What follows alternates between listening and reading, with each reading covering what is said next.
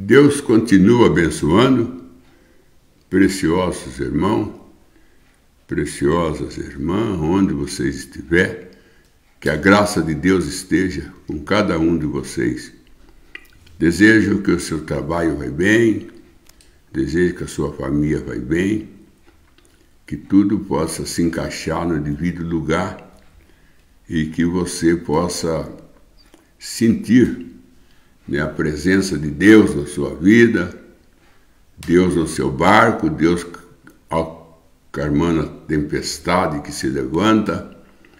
E aí é o que eu desejo em nome do Senhor Jesus Cristo. E eu tenho aqui a Bíblia aberta, né, no livro do Evangelho de São João, no capítulo 2, no encontro onde o Senhor Jesus disse no verso 19, Jesus ele respondeu: destruirei esse templo e em 3 dias eu o construirei. E replicaram os judeus: em 46 anos foi construído esse templo, e tu afirma que em 3 dias o levantará? Ele, porém, se referia ao templo do seu corpo. Jesus estava falando que ele ia destruir aquele corpo dele, que nem era Jesus falando, era o Pai nele, né? O Pai falando: destruirei esse templo, quer dizer, esse corpo que foi destruído ali no Calvário. Isaías 53 disse: Deus moeu Jesus e se agradou de moê-lo, porque Jesus é o diamante, e o diamante tem que ser moído para que a sua fagulha ela possa servir tanto para um anel quanto para uma agulha de vitrola, para um relógio. Para o diamante servir tem que ser moído. Ele inteiro ele só serve de beleza. Mas para ele entrar em trabalho, o diamante tem que moê-lo. E a sua fagulha, então, vai para serviço. E Jesus foi moído no Calvário porque ele é o diamante de Deus. E o que Deus fez com Jesus moído? Ele deu uma fagulha para cada um de nós. Ele deu uma fagulha para cada um de nós. Nós temos, na mensagem doença e aflição,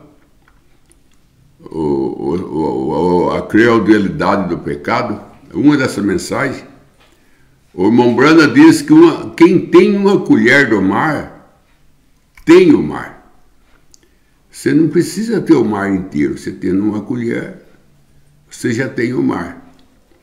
Quando você vai fazer exame de sangue, ele não tira tudo do seu sangue para saber o que está no seu sangue, tira só uma ampola que eles tiram, a grama que eles tiram de sangue.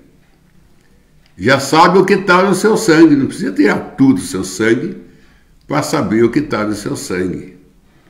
Assim também você não precisa ter o céu inteiro para saber o que está no céu. Basta uma colher do mar, uma colher do oceano, você tem o oceano. Isso aí é encontrado em umas 2 mensagens do irmão Branda, essa declaração. Uma colher, se você tem uma colher do oceano, você tem o oceano. Aí vem o irmão querendo dizer que nós temos a plenitude do Espírito Santo. Não. Você não tem o oceano, você não suporta. Você tem uma colher do oceano, você já tem o oceano. Uma colher de Deus. Se a pessoa tiver, não é uma colher não, irmão, uma fagulha de Deus, você já tem o céu. Você não precisa ter o céu, só um pedaço do céu, você tem o céu. Quando Davi cortou um pedaço do manto de Saul, ele tinha o manto de Saul. Com um pedaço do manto, ele tinha um manto. Porque aquele pedaço daquele manto fazia parte de todo o manto. Então você tem, quem tem um palito de fósforo, você tem uma fogueira. Você não precisa de uma caixa de fósforo para incendiar um canavial, uma mata, para fazer um almoço, onde você vai várias coisas, arroz, feijão, macarrão. Você não precisa de uma caixa de fósforo, basta um palito para acender uma boca do fogo. Já pode acender todas as outras com um palito. Então, e o que é um palito de fósforo? Não é nada, mas ele acendeia uma mata, um canavial. Então, se você tem um palito de fósforo de Deus, um palito, se você tem uma gota do sangue de Cristo, você não precisa de todo o sangue de Cristo, basta uma gota. Seu pecado é todo limpo. Todo o seu pecado é consumido com uma gota de sangue do Senhor Jesus Cristo. Diz que nós temos 5 litros de sangue, né, na nossa vida. Você não precisa 5 litros de sangue de Jesus. Só uma gota já resolve todo o seu problema. Só uma fagulha do Espírito Santo já incendeia a sua vida, como fósforo. Só uma fagulha do diamante já toca uma vitrola, aquela vitrola antiga que era tocada por disco, que ponhava um bracinho em cima do disco e saía a música. Na ponta daquele braço tinha uma pequena fagulha de diamante. Era aquele diamante que tirava a música do disco, ou tirava o que estava no disco gravado. Ele era extraído por uma pequena fagulha do diamante que era colocado na ponta. E chamava agulha, né? Se falava agulha, põe agulha para tocar. E na ponta daquela agulha tinha um pequeno pedaço de diamante que era o suficiente para tirar a música do disco. Veja bem que não precisa muito, basta pouco. Com uma pedrinha, Davi derrubou um grande Golias. Um grande Golias com grande armamento, com grande fama, com grande sucesso. Porque o Golias era famoso, mas Davi tirou tudo aquilo dele só com uma pedra. Uma pedrinha, não era pedra grande, era uma pedrinha. Sansão, com uma queixada seca, somente uma queixada seca, ele matou 1000 filisteus e os outros caíram em fuga, porque se encarasse morria. Só com uma queixada seca. Mas é o Deus grande nas pequenas coisas. É o Deus grande nas pequenas coisas. Isaías 55 ou 53 disse: aquele que despreza as coisas pequenas. Às vezes nós estamos querendo coisa grande e a nossa vitória vem em coisa pequena. Se a pessoa, se Davi colocasse uma pedra grande naquela funda dele, até virar aquela pedra, aquela funda com aquela pedra grande, ele nem ia ter força para virar a funda, nem ia tirar. Tinha que ser uma pedra pequena, para que a funda ganhasse força no virar e no atirar ela ganhasse velocidade. Tinha que ser pequena. Com uma pedra grande ele não resolvia. Então, meu precioso irmão e irmã que está ouvindo, quando Jesus disse: eu derribarei esse santuário e em 3 dias eu edificarei de novo, ele estava se referindo ao corpo dele, que era um templo. O corpo dele. Mas os fariseus, saduceus, sacerdotes, os escribas, aquela ala religiosa que existia naquele dia e que rodeava Jesus o tempo inteiro, eles entenderam que Jesus estava falando do templo de Salomão. E Jesus não estava falando do templo de Salomão, estava falando do seu corpo. Eles não entenderam. Eles não entenderam que Jesus falava do seu corpo, que ele ia ressuscitar no terceiro dia. Eles também não entenderam quando Jesus falou que ele era Deus.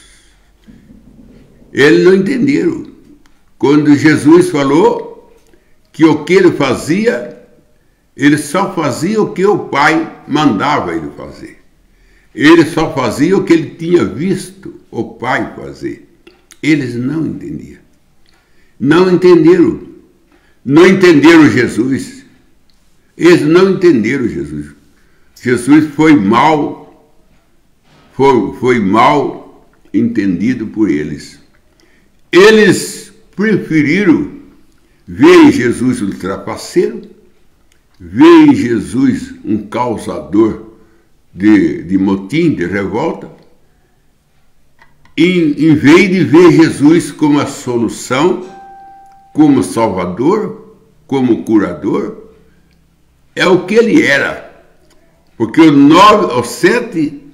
os sete atributos de Jeová, que é Jeová Jiré, os 7 atributos, fala de Jesus curador, fala de Jesus curador. Mas eles não entenderam. Eles não viram em Jesus, eles não conseguiram ver em Jesus que ele era a solução, que ele era o salvador do mundo, que Jesus era o segundo Adão. Não viram em Jesus o segundo Adão. Não viram, não conseguiram ver. Até hoje, ainda as pessoas não conseguem ver Jesus como Deus, como a solução, como a via de escape. Não conseguem ver. Porque sem Jesus, São João 15, sem mim, nada podeis fazer. Olha, você fala assim, eu comprei um remédio, e o remédio foi bom para mim, ou é bom para mim. Irmão, não tem nada bom, não existe nada bom. Quando falaram para Jesus, bom mestre, ele falou assim, bom só tem um, que é Deus que está no céu. Bom só tem um. Não tem nada bom. Se o seu remédio foi bom, porque Deus está no remédio. Se Deus não está no remédio, o remédio não cura. Quem cura é Deus. Então, antes de você tomar um remédio, você ora para o Senhor, esteja nesse remédio. Então, não é o remédio, é Deus no remédio. Então, não é o médico, não é um médico bom. É Deus no médico, fazendo que aquele médico seja um bom médico. Mas ninguém é bom se não tiver Deus. Porque bom só é Deus. E se Deus está em mim, se Deus está em você, nós somos bons. Por que nós somos bons? Porque tem um Deus bom em nós. E Deus manifesta na nossa vida o que Ele é. Ele manifesta. O que está dentro sai para fora. Não é assim, com o ovo no ninho da galinha, o que está dentro sai para fora. O pintinho sai para fora da casca porque está dentro da casca. Se não tiver nada lá dentro, não tem nada para sair. Então, meu precioso irmão, preciosa irmã, que está entendendo, que está me ouvindo, nós às vezes entendemos mal Jesus, entendemos mal as coisas de Deus. Deus fala de uma maneira, não entende de outra. Acá nem no Calvário, ele pediu água, deram vinagre. Jesus nunca pediu vinagre. Ele pediu água, mas deram vinagre. É o que acontece hoje. Jesus pede para nós perdoar, nós odeia. Jesus pede para nós amar, nós odeia. Jesus pede para nós ir na igreja, nós vai no bar. Nós vai na praia. Nós vai passear. Tudo bem. com passear, tudo bem com ir na praia, nada contra, desde quando chega, tem horário certo, dia certo, todas as coisas Salomão disse, tem tempo para tudo, mas o tempo de Deus é de Deus, é esse que é o problema, tempo que é de Deus, nós não dá para Deus, aquele tempo de Deus, nós dá para outra coisa. E o tempo de Deus, nós nunca dá para ele, nós rouba o tempo de Deus. O irmão Branham disse, eu sou ladrão da direita. O irmão Branham disse isso, eu sou ladrão da direita. Mas por que o senhor é ladrão da direita, irmão Branham? Porque o ladrão da direita, ele era um ladrão que estava às direitas de Deus e ganhou a salvação. Eu também sou ladrão, o irmão Branham disse. Eu nunca roubei nada de ninguém, o irmão Branham disse. Nada de ninguém. Mas roubei o tempo de Deus. Então é ladrão. Você pode roubar tempo de Deus. Porque Maria, mãe de Jesus, falou para o servente, faça tudo o que ele manda. E quando fizeram tudo que Jesus mandou, a água se transformou em vinho. Mas antes da água se transformar em vinho, teve que ter um trabalho do servente, para depois ter uma transformação. Então, onde que está o problema? O problema está em roubar Deus. O homem rouba Deus, Deus pergunta, em que nós te roubamos? Malaquias 3. Em que nós te roubamos? Aí essa é a pergunta. Quando Deus falou, vocês me roubam. Deus falou, vocês me roubam. Aí perguntaram, no que nós te roubamos? Não sabia. No que nós te roubamos? Porque nós achamos que não está roubando Deus. No que nós te roubamos? Aí se diz, vocês me roubam no dízimo e roubam na oferta. E eu vou mais além. E rouba também, e o irmão Branham vai mais além, não eu, irmão Branham. Vocês roubam no tempo. O irmão Branham disse, eu sou ladrão, eu roubo o tempo de Deus. A hora que Deus quer me usar, eu não deixo ele usar. A hora de eu ir na igreja, erguer a mão, agradecer a Deus pelo que Deus faz, porque nunca agradece Deus. Deus dá saúde, Deus cada dia que amanhece nós acorda, porque Deus deixou nós acordar, senão nós podíamos amanhecer morto. Mas Deus deixa nós amanhecer vivo. E nós nunca agradecemos eles. Por que Jesus morreu na cruz? Ou qual é o motivo dele morrer? Lógico que é por causa do nosso pecado. Mas o que fez ele morrer? Que ele morreu antes dos dois ladrões. Ele morreu primeiro. Ele morreu por ingratidão. Quando ele olhou lá do Calvário para baixo, que ele viu aquela multidão gritando, fora com Jesus, e crucifica-o e libera Barrabás. Nós queremos Barrabás e nada com Jesus. Nós queremos Barrabás, mas nada com Jesus. Barrabás dá para ele liberdade, mas para Jesus, morte. Jesus olhou. E quem é que pedia isso? Era aquela multidão que ele multiplicou pão para ela. Quem era que gritava isso? Era aquelas pessoas que ele transformou água em vinho para eles. Era a pessoa que Deus tinha ressuscitado seus parentes. Era a pessoa que Deus tinha curado. Que estava gritando, crucifica-o.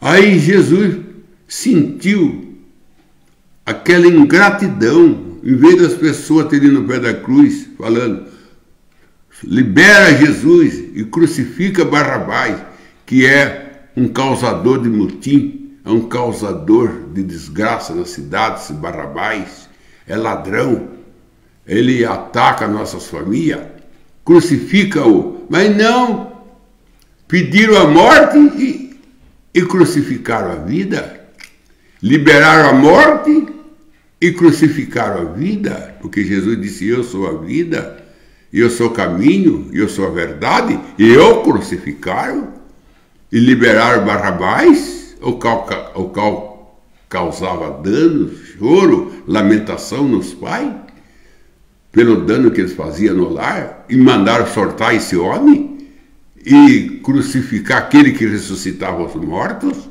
aquele que multiplicava os pães e os peixes, aquele que transformava a água em vinho, aquele que tirava a lepra dos leprosos, aquele que perdoava uma prostituta. Para esse tinha que ser crucificado, e o crucificaram mesmo. E antes de crucificar, açoitaram, bateram tanto em Jesus, que moeram ele. A Bíblia diz que ele foi moído, em Isaías 53. Deus moeu, ele foi moído. Enquanto que os dois, da direita e da esquerda, talvez não tomou uma chicotada. Talvez não tomaram uma chicotada os dois. Mas em Jesus descarregaram todo o ódio que tinha. Em Jesus descarregaram toda a força do mal que tinha em cima de Jesus. E justamente o inocente. E justamente o inocente. Então, por quê? Porque entenderam mal ele. Ele foi mal entendido. O irmão Branham disse que Moisés também foi mal entendido. Quando Moisés tirou Israel da escravidão de Faraó, que fazia 430 anos que ele estava ali gemendo com os açoites dos carrascos, e Moisés tira ele desse carrasco, esse carrasco morre, no passar o mar vermelho, o mar se fecha em cima dos carrascos, em cima dos cavaleiros de Faraó, e lá na praia estavam eles mortos, e Moisés mostra para ele, fala, olha lá o carrasco morto, e olha, porque é a última vez que vocês vão ver eles, nunca mais vocês vão ver carrasco, porque agora vocês vão ter pão do maná do céu, agora vocês vão ter a água, não do rio Nilo, que era água suja, mas água que vai sair da mina, e não só água, mas também mel. Agora vocês não vão andar no sol, Deus vai fazer sombra sobre vós. E durante a noite vocês não estarão no escuro, mas uma coluna de fogo clarear para vocês. Vocês não vão ser enfermos, porque uma serpente de bronze será erguida e vocês olhando nela, nenhuma enfermidade haverá em vós. Seus pés não vão inchar, suas roupas não vão envelhecer. Mas eles não aceitaram isso de Moisés. Preferiram revoltar contra Moisés até o ponto de pegar pedra para apedrejar Moisés. Só não apedrejou porque Deus desceu e falou assim, não faça isso com meu servo, porque é um homem que eu falo face a face com ele. Se Deus não entrasse em cena, eles tinham apedrejado Moisés. Então, meu precioso irmão, todos os profetas foram mal entendidos. Isaías foi cerrado por meio, cerrado como serra um pau de lenha, com uma serra cortante. Isaías foi cerrado no meio. Por que Isaías foi cerrado? Porque ele fez uma profecia que uma virgem ia conceber e ia dar à luz um filho.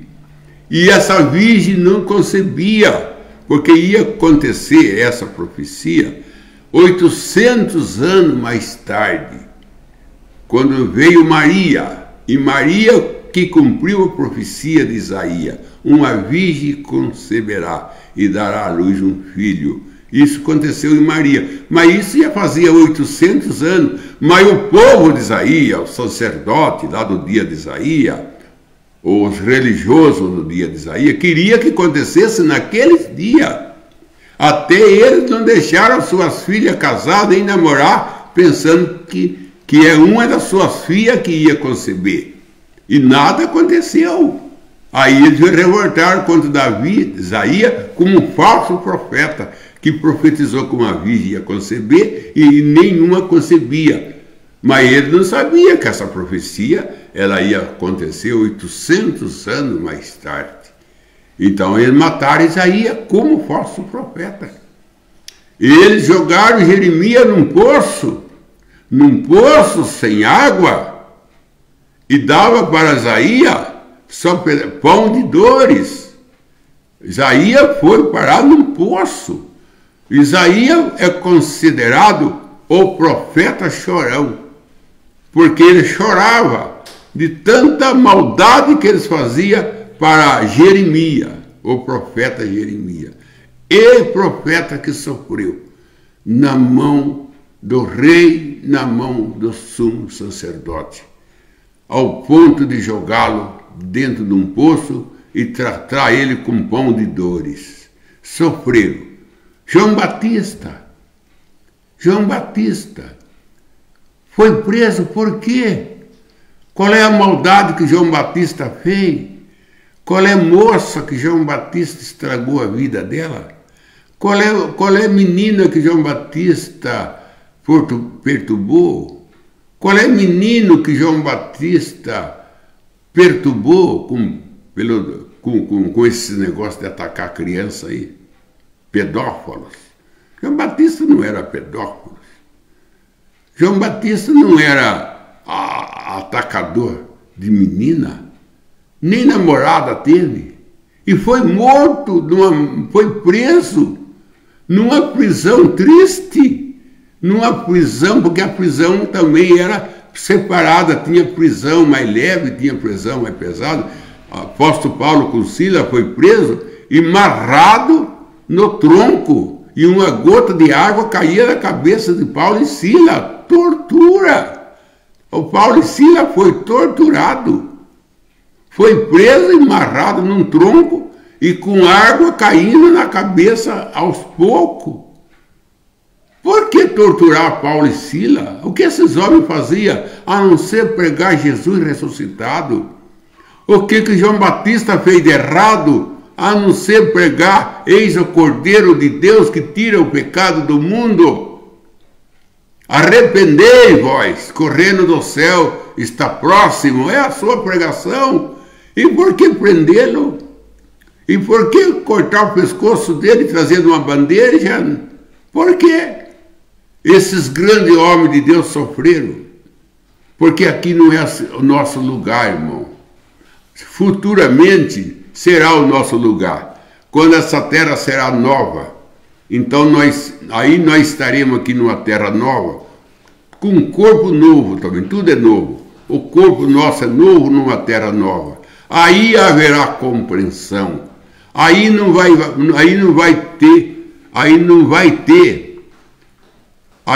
ter mal interpretação. Aí não vão entender errado. O que ele pede, sempre ele recebe o que ele não pede. O que ele não manda fazer, nós faz. O que ele manda fazer, nós não faz.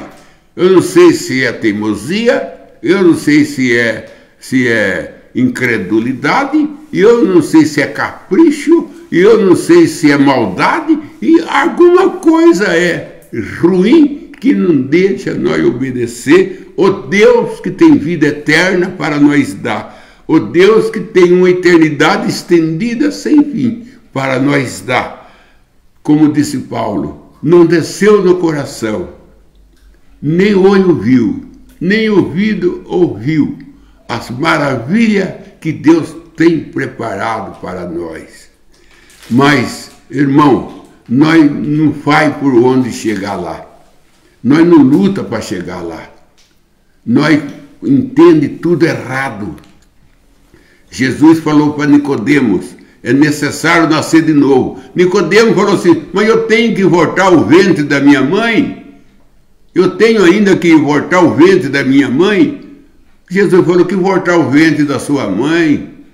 Como você vai voltar ao ventre da sua mãe? Nascer de novo é mudar de natureza, homem.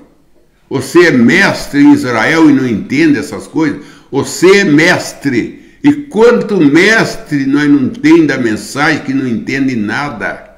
Quanto mestre da mensagem, que nem Nicodemo era mestre em Israel e não entendia nem de novo nascimento. Quanto mestre nós não entendemos a mensagem, não entende nem de teofania. Falaram que Jesus veio na nuvem, Jesus veio em teofania. Falaram que veio em físico. Falaram que nós já está casado com Jesus Cristo. Como Deus vai casar com nós nesse corpo híbrido? Ele tem que mudar nosso corpo para ter um casamento. Nós temos que ser como ele é para ter um casamento. O casamento que nós temos é o casamento de Maria e José. Nós estamos casados pela palavra, como Maria e José estavam. Mas no físico nós não estamos ainda como Maria e José não estavam. Nós não estamos ainda no físico, porque nós temos que ser encontrados no ar para casar com o físico. Agora nós estamos casados espiritualmente falando, mas não naturalmente falando. Precisa de uma transformação para nós chegar à mesa do noivo. Aquela água não ia na mesa do noivo se ela não fosse transformada em vinho. E nós não vai na mesa do nosso noivo Jesus se nós não for transformado também. O natural explica o espiritual, São João 2. A água para ir para a mesa do noivo resolveu o problema do noivo, que ele não tinha mais vinho, precisou ser transformada. E nós também, sem a transformação, nós não chega na mesa de Jesus.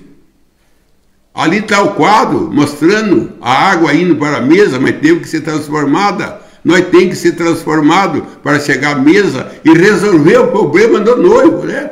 Que não tinha mais ninguém, tinha acabado tudo. Agora chegava a noiva para resolver o problema do noivo, para completar a festa. Então, irmão, o mau entendimento tem causado muito dano. O mau entendimento. Às vezes a pessoa fala com boa intenção, a pessoa entende com má intenção. Às vezes a pessoa fala as coisas para ajudar, a pessoa interpreta que está falando para estragar. Isso de interpretar as coisas do bem para o mal, transformar as coisas do bem para o mal, durante toda a caminhada humana até hoje, as coisas vêm vindo assim. Fala de um jeito, entende do outro. Faz de um jeito, entende do outro. E sempre entende para o mal. Sempre procura o lado negativo. Sempre procurando Barrabás. Sempre é o Barrabás. Nada com Jesus. Tudo com Barrabás. Que Deus dá para cada um de vocês um bom fim de semana. Hoje é sexta, Dado? Hoje é sexta. Então, um bom fim de semana. Não fica em casa, não. Domingo é do Senhor, hein? O irmão Brana nem gasolina colocava no carro de domingo. Nem gasolina ele colocava no carro de domingo.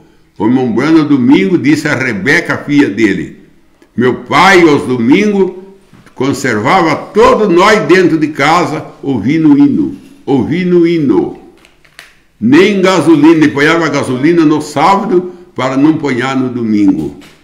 Então, o domingo é do Senhor, o domingo não é seu. Você tem 6 dias para você trabalhar, para você comprar, para você vender. Mas o domingo é do Senhor. 6 para você e 1 para Deus. E você não dá o 1 de Deus, você quer tudo para você, isso é egoísta. Isso é ser egoísta. Então que Deus dá um bom fim de semana, mas não fique em casa não. O irmão Brando disse: se não tem igreja da mensagem da sua cidade, vai na Assembleia. Eles não têm o pão completo, eles têm migalha, mas a Ruth vivia de migalha. A Ruth vivia de migalha. Se eles não têm o pão inteiro, a mensagem inteira, a palavra inteira, mas eles têm migalha, e a Ruth vivia de migalha. Então vai pelo menos na Assembleia. Mas não fica em casa, disse o irmão Brando. Deus te abençoe. Tem pergunta, né? Tem pergunta. Vamos para as perguntas, o irmão Ademar de Souza.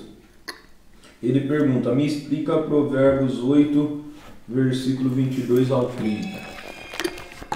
Provérbios 8. Provérbio 8.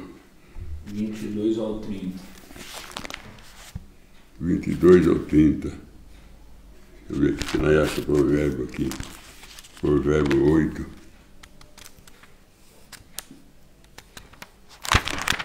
Agora está difícil para achar aqui o provérbio.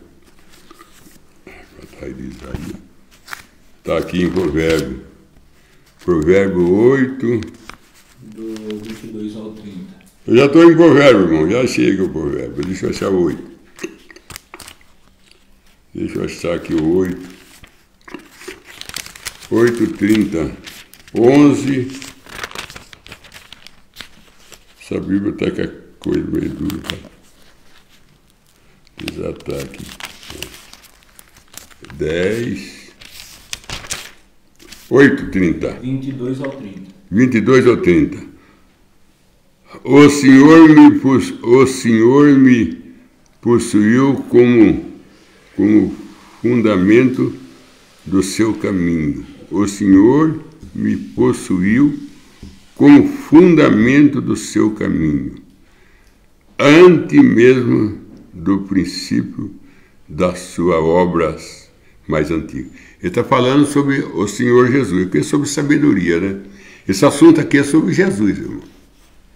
O Senhor me possuiu, está falando de possuiu Jesus, como fundamento do meu caminho. Jesus é o fundamento. Jesus é o fundamento de todas as coisas. Antes mesmo do princípio da sua obra mais antiga, antes da fundação do mundo. Jesus tem sido escolhido para ser o fundamento do caminho de Deus. Né? Fui formado desde a eternidade, desde da origem de tudo. Antes de existir a terra, é Jesus, irmão, que é a sabedoria de Deus. É Jesus. Nasci, nada ainda, nem havia abismo, quando não existia fonte carregada de água. É Jesus. Jesus é o princípio de toda a criação. Porque o que saiu de Deus foi uma pequena luz. Esse é o princípio, uma luz. E essa luz brincava na frente de Deus para lá para cá. Essa luz se transformou num corpo teofânico. E quando essa luz foi formada, nós fomos formados nele, que ele é luz do mundo, nós também é luz do mundo. Ele também é luz, nós é luz. Só que ele é a luz principal que enche o céu e enche a terra. Nós é luz menor. Como Deus. Ele é Deus com D maiúsculo. Nós é Deus com D minúsculo. Porque todo aquele que a palavra de Deus vem são deuses. São João 10, verso 30. São deuses. Nós somos Deus menor. É que nem profeta. Tem um profeta maior, tem um profeta menor. Todo pastor é profeta. Todo pastor é profeta. Obadias escondeu 100 profetas. Isaías era o profeta, mas ele escondeu 100 profetas. Isaías era o profeta mensageiro. Os outros eram profeta pregador. O irmão Brana é o profeta mensageiro. Agora, todos os pregadores, todo pastor é profeta também. Mas é profeta menor. Não é o profeta mensageiro. O último profeta mensageiro foi o irmão Brana. Agora, todos os pregadores, todo pastor é profeta. Mas é profeta menor. É profeta menor. Então, aqui, Isaías, o Provérbio 8, aqui está falando de Jesus, irmão. Antes de ser estabelecidos os montes e de se formarem as colinas, e eu já existia. Isso é Jesus, está se referindo a Jesus, que ele é a sabedoria de Deus. Jesus é a sabedoria de Deus. Deus manifestado e revelado em Jesus. Deus manifestado e revelado, Mamãe prega essa mensagem, em Jesus. Então, Jesus, ele é a fonte de Deus. Jesus é a fonte de Deus. Então, Jesus Cristo é a primeira luz que saiu de Deus, foi Jesus. Nessa luz, nós estávamos nele. Porque nós estávamos em Jesus como a Eva estava em Adão. Depois de luz, ele se formou em corpo teofânico. De luz, ele vai para um corpo teofânico. E do corpo teofânico, ele vai para um corpo físico. Que Jesus é o sacerdote, ele é o Melquisedeque. Melquisedeque se encarnou em Jesus, se tornando, então, o corpo físico de Jesus. O sumo sacerdote nosso. É Melquisedeque, que é Jesus. Então é Jesus que antes da fundação do mundo já existia, era o fundamento. Antes de existir nada, ele já existia. Que Deus te abençoe. Vamos para a próxima pergunta da tarde, agora do irmão Oliveira Marcelo. E ele pergunta: qual a diferença da remissão pelo sangue, remissão pelo poder, remissão em plenitude plenitude e regozijo, remissão pelo nome. A remissão pelo sangue é da alma, irmão. A alma nossa é remida pelo sangue. Aí que está. Veja, quando o anjo entrava para matar as pessoas do Egito, ele só procurava matar os primogênitos. E foi posto sangue no umbar da porta para defender quem? Os primogênitos. E o primogênito é a nossa alma. Nossa alma é a primogênita. Então, a redenção pelo sangue é para a alma. A redenção em poder é para a redenção em poder é para o nosso físico. A redenção em poder era para o nosso físico, que era Deus entre o exército, era Deus entre o Israel e o exército de Faraó. Deus estava aí entre os dois. Eles não tinham jeito de atingir o povo de Israel passando o Mar Vermelho, porque entre eles e os cavaleiros de Faraó estava Deus. Ali era a redenção pelo poder. É Deus entre nós e o diabo. O diabo não pode chegar em nós, para chegar em nós ele tem que passar por cima de Deus. Então isso é redenção pelo poder, já é para o nosso espírito. A redenção em plenitude já se fala do nosso corpo ser remido. Mas não é esse corpo aqui não, viu, irmão? Esse corpo aqui não vai ser remido, não. É o corpo que se trata, é o 16 elemento. Toda vez que fala do corpo nosso para a eternidade, do corpo nosso ser transformado, do nosso corpo é o 16 elemento, que é feito de palavra, que veio da palavra falada.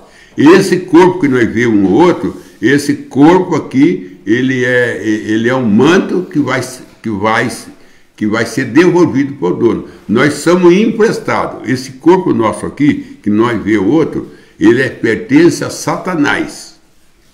E ele está emprestado. Deus emprestou ele. E Deus vai devolver ele para o pó. Então ele será devolvido.